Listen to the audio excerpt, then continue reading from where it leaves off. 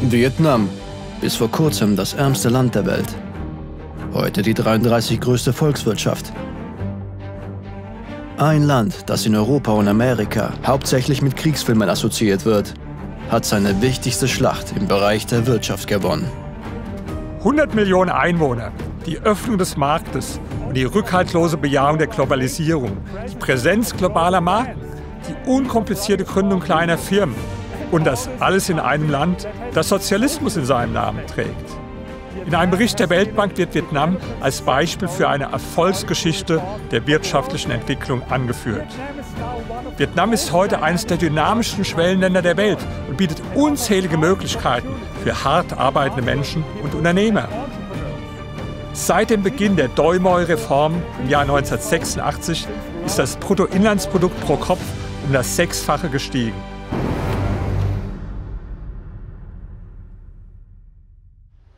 Dr. Rainer Zitelmann, deutscher Historiker und Soziologe, hat sich in den vergangenen 10 Jahren mit Vietnam und seiner Wirtschaft beschäftigt. In seinem Buch »Der Aufstieg des Drachen und des Weißen Adlers« stellt er Vietnam als positives Beispiel für die wirtschaftliche Entwicklung dar.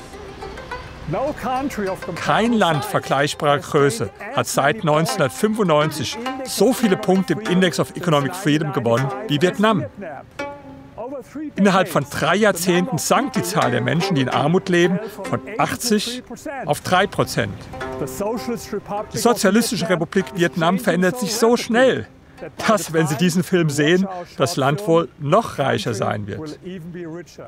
Vietnam hat den Krieg gewonnen, aber den Frieden verloren. Jetzt hat Vietnam auch den Frieden gewonnen. Aber ist es der Sozialismus, der verantwortlich ist für das erstaunliche Tempo der wirtschaftlichen Entwicklung? Inwieweit haben die Ideen der sozialen Gerechtigkeit, der Kampf gegen Ungleichheit und der Neid gegen Reiche einem Land wieder auf die Beine geholfen, das 1990 das ärmste der Welt war? Um diese Fragen zu beantworten, müssen wir ein weiteres Jahrzehnt zurückgehen, an den Anfang der 80er Jahre. Wie war Vietnam 1980? Zunächst einmal extrem arm. 5 Jahre sind seit dem Ende des Krieges vergangen, den die Vietnamesen als den amerikanischen Krieg bezeichnen. Die Kommunisten sind an der Macht und stolz darauf, die mächtigste Armee der Welt geschlagen zu haben. Die Regierung versucht, ein Land aus Ruinen wieder aufzubauen. Ein Land, auf dem bis zu 15 Millionen Tonnen Bomben abgeworfen wurden. 10-mal so viel wie im Zweiten Weltkrieg auf Deutschland. Die Bomben zerstörten Wirtschaftszentren, forderten Millionen von Opfern und hinterließen Millionen von Waisen, Kriegsinvaliden und Hunderttausende Verwundete. Kriege sind brutal. Vietnam hat während des Kriegs gelitten. Und nach dem Krieg gab es einen weiteren Krieg. Einen stillen Krieg. Ein Krieg inmitten des Friedens. Einen Kampf um den Wiederaufbau. Nicht weniger schwierig als der Krieg selbst. Das Zentralkomitee der Partei beginnt mit dem Aufbau einer neuen Gesellschaft und folgt dabei denselben Methoden wie andere sozialistische Länder. Es beginnt mit der Verstaatlichung der Produktionsmittel. Meine Familie hatte vor 1975 ein Auto, aber danach haben wir alles verloren. Wir fuhren mit dem Fahrrad. Allein in Ho Chi Minh Stadt werden 30.000 Unternehmen verstaatlicht. Zunächst gibt es keinen Widerstand, da es sich meist um Unternehmen handelt, die Vietnamesen mit chinesischen Wurzeln gehören. Doch es wurde ein Präzedenzfall geschaffen. Das Land, das die Kommunisten gerade den Bauern gegeben hatten, wird nun verstaatlicht und in Kollektive umgewandelt. Im Norden des Landes arbeiten 97% der Bauern in Kollektiven. Im Süden sind es weniger als 25%, weil die Bauern Widerstand leisteten. Obwohl die meisten Menschen in Vietnam auf Bauernhöfen arbeiteten, gab es nicht genug Nahrung, um die Menschen zu ernähren. Die Landwirtschaft war unser Lebensunterhalt. Wir hatten damals nicht viel zu essen. Alles war wertvoll und Reisanbau war sehr schwierig. Also wurde alles gegen Reis getauscht. Vietnam benötigt 16 Millionen Tonnen Reis für den Eigenbedarf. Aber es wurden nur 14 Millionen Tonnen produziert und diese Menge nahm ständig ab. Von nur 240 Kilogramm Reis pro Person im Jahr 1976 ist diese Menge in 2 Jahren auf 190 Kilogramm gesunken. Man könnte das Hunger nennen, aber für uns, wir waren damals jung, war das normal. Objektiv gesehen war es Hunger, aber wir haben es akzeptiert. Wir bauten Nahrung für uns und die Tiere an und verkauften den Reis, der übrig blieb, um über die Runden zu kommen und für die Ausbildung unserer Kinder. Wir hatten alle möglichen Probleme. In vielen Ländern wie Deutschland und Japan, obwohl sie den Zweiten Weltkrieg verloren hatten, gab es nach dem Krieg einen massiven wirtschaftlichen Aufschwung. Aber nicht in Vietnam, obwohl es den Krieg gewonnen hatte. Bei jedem Ernteausfall drohte dem Land eine weitere Hungersnot. Und es muss um Nahrungsmittelhilfe bitten, die Vietnam damals von der Sowjetunion und den sozialistischen Ländern Osteuropas erhielt. Solche ausländischen Hilfsgelder konnten bis zu 1/3 des Jahreshaushalts ausmachen. Das geplante jährliche Wirtschaftswachstum von 14% lag in Wirklichkeit nahezu bei 0. 1980 war ein sehr hartes Jahr. Das war ein sehr hartes Leben. Mein Vater musste einen Weg finden, um Essen für uns zu beschaffen. Viele meiner Freunde in der Generation, die wie ich 66 sind klein. Ich meine, das ist wahrscheinlich eins der wichtigsten Beispiele. Menschen sind klein wegen Mangelernährung. Jeden Monat bekam unsere 5-köpfige Familie 300 Gramm Fleisch. Mein Gehalt betrug nur $3 im Monat. Es war nicht genug. Wir mussten andere Wege finden, um Geld zu verdienen, damit wir mehr Reis kaufen konnten. Anfang der 80er Jahre begannen sich einige Dinge zu ändern. In einigen Dörfern verließen Bauern die Kollektive. Das war verboten, aber sie hatten keine Wahl, wenn sie überleben wollten. Und es wurde klar, wo Bauern Land in Privatbesitz hatten, ging es ihnen viel besser als in den Kollektiven. Die Partei erkannte dies ebenfalls und begann mit kleinen Reformen. Manchmal ließen die Partei einfach die spontanen Aktionen der Bauern zu. Die Marktwirtschaft entwickelte sich nicht von oben nach unten, sondern von unten nach oben. Trotz dieser kleinen positiven Schritte verschlechterte sich die Situation in Vietnam. Mitte der 80er Jahre erreichte die Inflation 582%. Die Regierung änderte die Währung und die Menschen verloren ihre Ersparnisse. Was die Menschen in einem Monat verdienten, reichte nicht für eine Woche. Wir versuchten auch, Schweine zu züchten und mussten Steuern für die Verteidigung zahlen. Es gab Menschen, die nichts zu essen hatten. Wir waren froh, wenn wir 5 bis 7 Kilogramm Reis kaufen konnten, was für etwa 10 Tage reichte. Während des 6. Parteitags wurde klar, dass die Partei begriff, dass weitaus radikalere Reformen erforderlich waren, um die Situation zu verbessern. Der 6. Kongress der Kommunistischen Partei markierte einen wichtigen Meilenstein. In der Partei waren Menschen in führende Positionen gekommen, die die Situation im Land ehrlich beschrieben und verstanden, dass nicht kleine, sondern grundlegende Reformen erforderlich waren.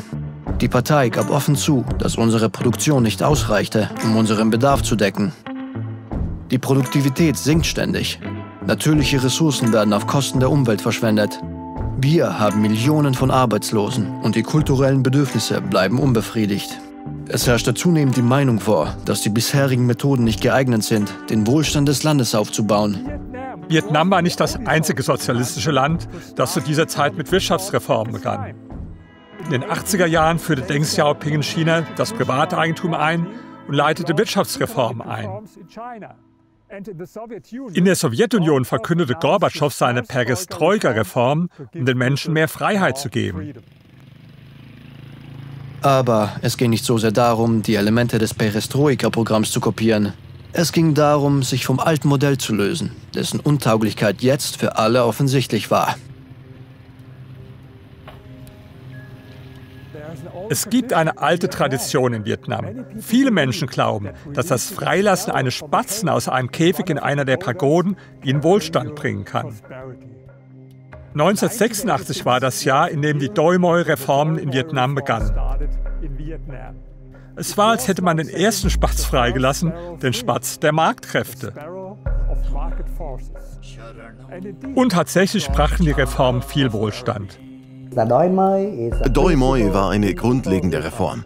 Aber von Doi Moi bis heute haben wir so viele Reformen, so viele Strukturreformen, so viele Veränderungen.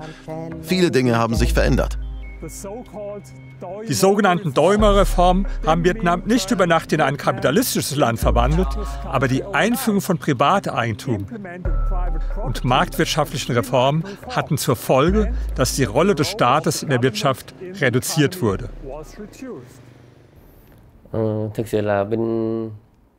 Wir kamen aus einem Nachkriegs-Vietnam, das von Beschränkungen belastet war. Und alle waren daher sehr vorsichtig mit ihren Ausgaben. Sie schätzten ihr hart verdientes Geld. Nach Doi Moi hatten wir eine Aufgabe. Ich konnte Geld verdienen, das ich meinen Eltern geben konnte. Davor hatten meine Eltern kein Geld von uns bekommen. Ein staatliches Unternehmen, das Bleistifte oder Kleidung herstellte, musste nun mit jedem konkurrieren, der ein ähnliches Unternehmen privat gründete. Über das Schicksal dieser Unternehmen entschied nicht mehr der Staat, sondern der Kunde. Da nun auch private Unternehmen zugelassen waren, überlegte ich, eine private Galerie zu eröffnen. Als ich die Galerie anmeldete, sagten sie mir, da hast du keine Zeit verschwendet. Ich antwortete, ja, es ist erst seit einer Woche legal, aber ich warte schon mehr als 10 Jahre darauf. Vieles wurde dezentralisiert. Wo immer möglich, wurden Entscheidungen auf die regionalen Ebenen verlagert. In der Wirtschaft war der Staat nicht mehr der allmächtige Diktator. Zuerst wollten wir versuchen, genug zu essen zu haben. Nicht zu hungern, unsere Mägen zu füllen. Wir wollten reichlich Kleidung haben, um nicht zu frieren. Nachdem die Kollektive zerfielen, schlossen sich die Bauernfamilien freiwillig in Produktionsgruppen zusammen. Jetzt entschieden die Bauern, was sie produzierten, wie sie produzierten, zu welchen Preisen und wie sie die Gewinne verwendeten. Die landwirtschaftliche Produktion schoss in die Höhe. Nach 1990 wurden Beschränkungen aufgehoben, um den Produzenten und Handwerkern zu helfen. Mit der Öffnung der Wirtschaft wurde alles einfacher. 10 bis 20 Jahre später begannen wir, Maschinen zu verwenden. Ende der 80er Jahre beginnt Vietnam, die Preise zu liberalisieren und Subventionen für ineffiziente Staatsbetriebe abzubauen. Auch ausländische Unternehmen können nun in Vietnam investieren und der Staat garantiert, dass diese Unternehmen nicht verstaatlicht werden. Die Regierung fürchtete allerdings, dass unsere Feinde etwas unternehmen würden, dass sie das Land nicht schützen könnten, wenn wir uns öffnen würden. Aber der Premierminister sagte, wir müssen das Land öffnen. 1989 kümmerte sich der Staat nur noch darum, Preise für Strom, Benzin, Zement, Stahl und Transport festzulegen. Davor gab es für alle Produkte staatlich festgesetzte Preise. Die Preise für auf dem freien Markt produzierte Lebensmittel sanken, zum Beispiel für Reis um 30%. Damals gab es nicht genug Angebot für die steigende Nachfrage. Wenn man also etwas verkaufte, war alles sehr schnell ausverkauft. Staatsunternehmen verlieren an Bedeutung. Bis zum Ende des Jahrzehnts arbeiten dort 800.000 Menschen weniger. Viele Arbeitnehmer wechseln zu privaten Unternehmen oder gründen ihre eigenen. Das Schlüsseljahrzehnt für Vietnam geht zu Ende. Gleichzeitig sind dies entscheidende Tage für die gesamte Weltordnung des Kalten Krieges. Die Sowjetunion bricht auseinander und wird Vietnam nicht mehr mit Notkrediten versorgen. Die Nachkriegsordnung mit den sozialistischen Staaten in Osteuropa gerät ins Wanken. Nach mehr als einem halben Jahrhundert sozialistischer Experimente gibt es kein sozialistisches Land auf der Welt, das erfolgreich war und seinen Bürgern Wohlstand garantiert hat. Der Sozialismus scheiterte vor den Augen der ganzen Welt. Die Partei hatte verstanden, dass Vietnam die Armut nur mit marktwirtschaftlichen Reformen überwinden konnte. Das Einparteiensystem sollte jedoch beibehalten werden. Entwicklungen in einigen osteuropäischen Ländern waren eine Warnung für die Partei. Vietnam litt unter den Folgen der Kriege mit Frankreich, den Vereinigten Staaten, China und Japan. Was nicht durch die Kriege zerstört worden war, wurde durch die sozialistische Planwirtschaft vernichtet. Anfang der 90er Jahre war Vietnam das ärmste Land der Welt, mit einem Bruttoinlandsprodukt pro Kopf von $98. Laut einer Studie der Weltbank lebten fast 80% der Bevölkerung in Armut. Das Land begann erst nach der Aufhebung des Handelsembargos 1993 und der Unterzeichnung des bilateralen Handelsabkommens mit Amerika und der Ratifizierung im Jahr 2001 zu wachsen. Auf diese Weise lernten die Vietnamesen, dass offene Märkte, internationale Integration und Freihandelsabkommen der Weg sind, um das vietnamesische Volk reicher zu machen. Die marktwirtschaftlichen Reformen zeigen erste Wirkungen, die auch im Ausland wahrgenommen werden. Immer mehr ausländische Unternehmen wollen in Vietnam investieren und sich dort niederlassen. 1998 sagte die Regierung, dass wir nicht so weitermachen können wie bisher. Wir müssen uns öffnen. Unsere Geschäftsleute können nun reisen und global agieren. Und umgekehrt können auch Menschen ins Land kommen. Seit 1990 liegt das Wirtschaftswachstum bei 7,9% pro Jahr. Und Mitte der 1990er Jahre war Vietnam das am schnellsten wachsende Land der Welt, nach China. Alles wächst und das Land auch. Alles dank der offenen Wirtschaft. Es ist wichtig zu verstehen, dass die Menschen in Vietnam nicht Amerika die Schuld für ihre Situation gegeben haben. Auf die Frage, welches Wirtschaftssystem sie bewundern, nannten junge Vietnamesen in einer Umfrage an erster Stelle Länder wie Japan und die USA, während Länder wie China und Nordkorea an letzter Stelle genannt wurden. Das mag überraschen, aber dies ist eines der Geheimnisse von Vietnams Erfolg. Die Vietnamesen schauen nicht rückwärts und geben nicht anderen die Schuld für ihre Probleme. Sie blicken nach vorn und sehen sich als Gestalter ihres eigenen Schicksals. Viele Amerikaner denken, wenn sie zum ersten Mal in Vietnam sind, dass die Vietnamesen sie mit dem Krieg konfrontieren würden. Aber das macht niemand. 1998 ging ich zum Studieren in die USA.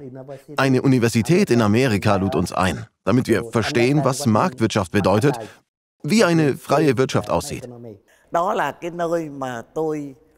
Meine Ausstellung in Amerika hat bei mir eine Liebe für die Menschen in den Vereinigten Staaten hinterlassen.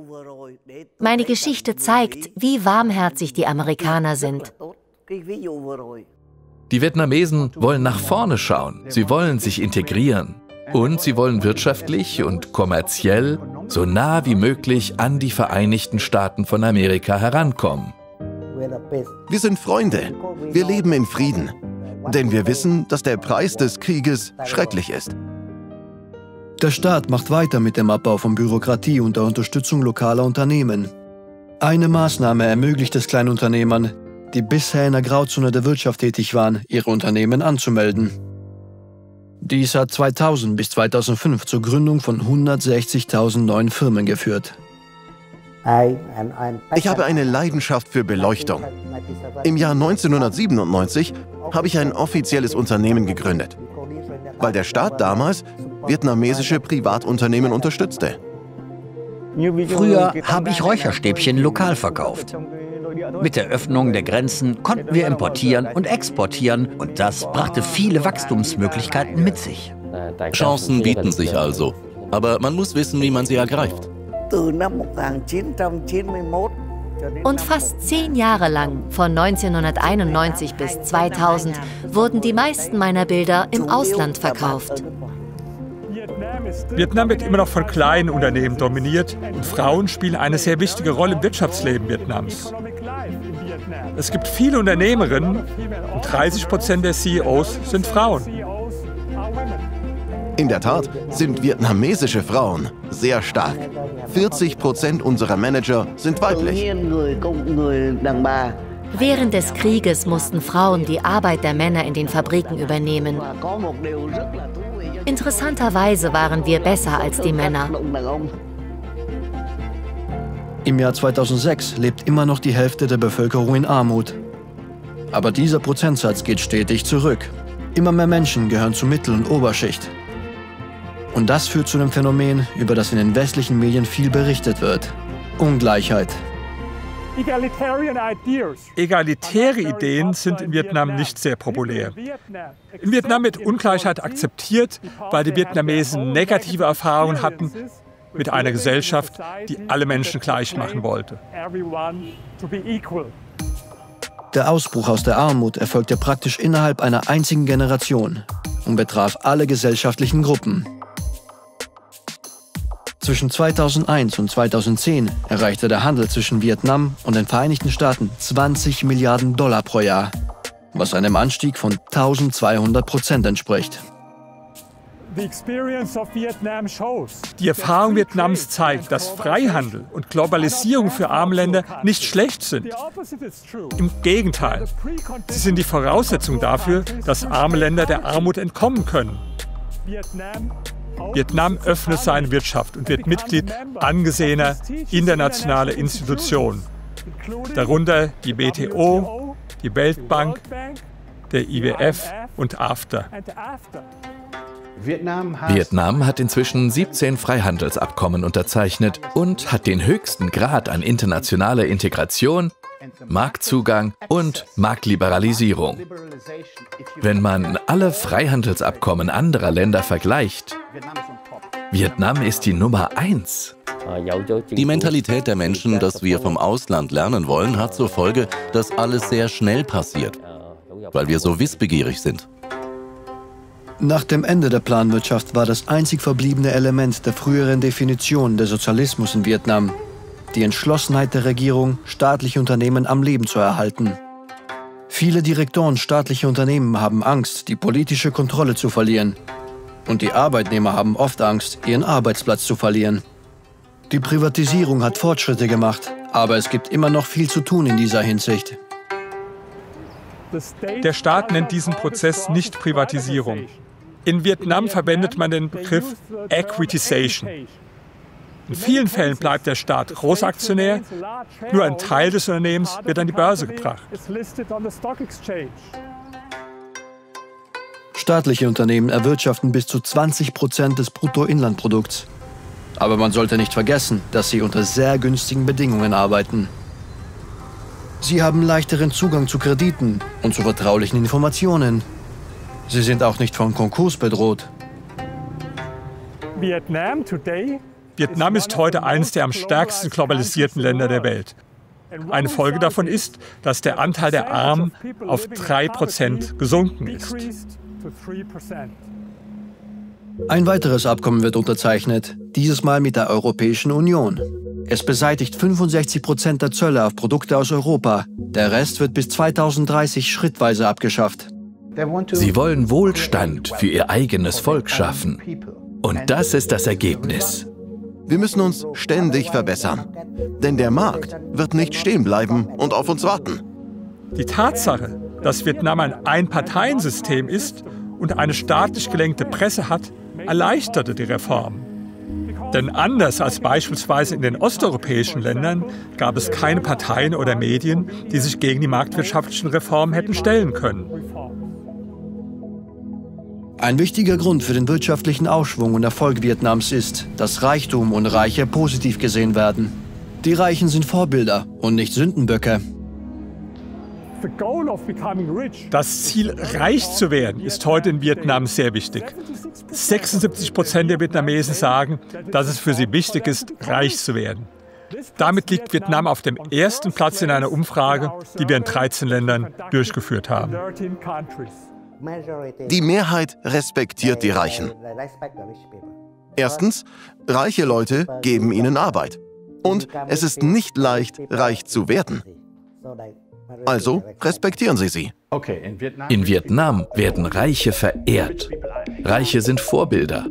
Bei der Frage nach den Persönlichkeitsmerkmalen reicher Menschen wählten die Befragten in den meisten Ländern negative Eigenschaften. wie zum Beispiel gierig oder rücksichtslos. Ganz anders in Vietnam. 74% der Vietnamesen sagen, dass reiche Menschen visionär und weitblickend sind. 69% intelligent.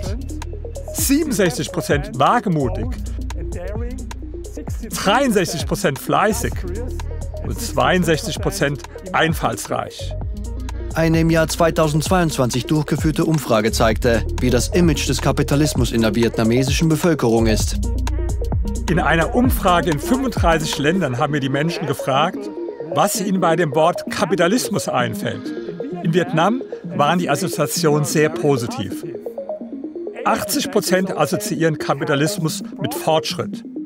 Ebenfalls 80% assoziieren Kapitalismus mit Innovation. 77% mit einem großen Warenangebot. Es folgten Freiheit und Wohlstand. Dann legten wir den Befragten 18 Aussagen über den Kapitalismus vor. An erster Stelle wählten die Vietnamesen, Kapitalismus bedeutet wirtschaftliche Freiheit. Negative Aussagen, wie zum Beispiel, Kapitalismus verführt Menschen zum Kauf von Produkten, die sie nicht brauchen, oder Kapitalismus führt zu Kriegen, wurden am seltensten genannt. Während sich in vielen Ländern die Meinung über die Marktwirtschaft verschlechtert, wenn das Wort Kapitalismus verwendet wird, wirkt sich die Verwendung dieses Wortes in Vietnam sogar positiv aus. Vietnam ist sehr stark auf Expansion ausgerichtet, sehr stark auf Unternehmertum, aber auch auf die positive Einstellung der Menschen. Freundlichkeit, Akzeptanz und Toleranz. Unsere Geschichte begann in den 80er Jahren, als Vietnam das ärmste Land der Welt war. Und wir enden mit Vietnam als prosperierende Wirtschaft mit einem großartigen Unternehmergeist.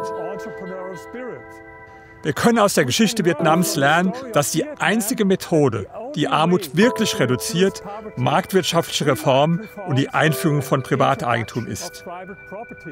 Und ebenso wichtig, gib nicht anderen die Schuld für deine Probleme. Übernimm die Verantwortung für deine Erfolge, aber auch für deine Niederlagen. Ein Land ist wie ein Individuum. Wenn man jemandem die Schuld gibt, gibt man ihm auch die Macht. Mach das nicht. Lerne vom Beispiel Vietnams, übernimm die Verantwortung für dein eigenes Schicksal.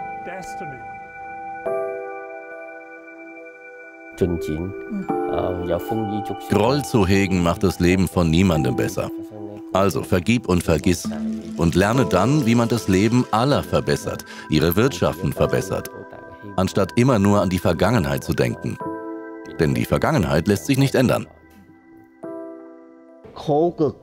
Das Leiden, die harte Arbeit, die Begegnung mit dem Tod. Ich habe es trotzdem geschafft. Ich war immer stolz. Die Leute fragen mich, mussten Sie manchmal Rückschläge hinnehmen? Ich sage, ja natürlich, aber wir sehen das nicht als Problem. Wir sehen das als Herausforderung. Keine Herausforderung, kein Spaß. Vietnam hat die Chance, eines der führenden Länder der Welt zu werden, wenn es noch konsequenter auf Marktwirtschaft setzt. Dazu sind weitere Privatisierungen und Liberalisierungen notwendig. Und es wäre wichtig, der wirtschaftlichen Freiheit geistige Freiheit hinzuzufügen, so dass Zeitungen und Fernsehsender auch Privatpersonen gehören können. Und nicht nur dem Staat, dass man seine Meinung in Büchern und Artikeln frei äußern kann, ohne Zensur. Es gibt derzeit keine Anzeichen dafür, dass sich die Dinge in diese Richtung entwickeln werden. Aber ich hoffe für Vietnam, dass die Freiheit in allen Bereichen verwirklicht wird. Das vietnamesische Volk hat schon so viel erreicht, was vor Jahrzehnten unvorstellbar schien, dass wir optimistisch in die Zukunft dieses wunderbaren Landes blicken wollen. Und wissen Sie was? Wenn man wirklich sein Herz in etwas steckt und jeden möglichen Weg versucht, es zu erreichen, hat man in der Regel mehr Erfolge als Misserfolge.